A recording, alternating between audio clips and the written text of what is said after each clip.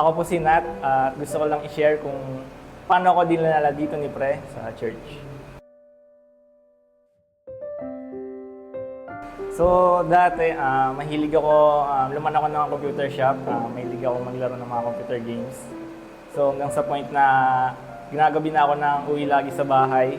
So kahit wala akong pera, ginagawa ko ng paraan para makapag-computer lang. And laman din ako ng barkada ng mga sobrang ligali ko rin dati na sobrang kulit, mga ganyan, sa magulang. Hindi ako nasunod sa mga parents ko. Basta magawa ko lang yung mga gusto ko.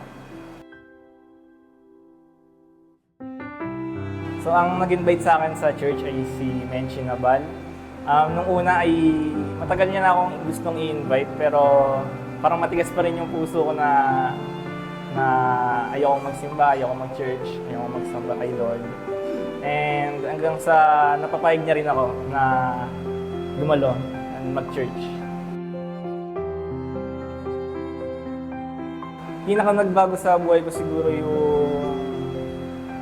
yung way ng pamumuhay ko. Nahanap ko yung purpose ko kay Lord.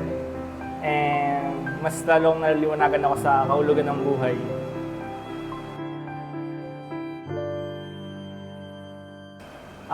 May mga pagsubok pa rin ako na nararanasan.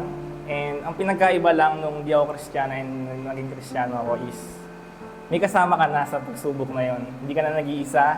Kumbaga may karamay ka na palagi at may tutulong at magbibigay ng lakas para malagpasan mo yung mga pagsubok na iyon. So, sa mga kabataan na hindi pa nakakilala kay Lord, so hanapin niyo lang yung purpose niyo and alam naman natin na yung purpose na yun ay makikita lang natin kay Lord. At ako si Nat at ito ang testimony ko.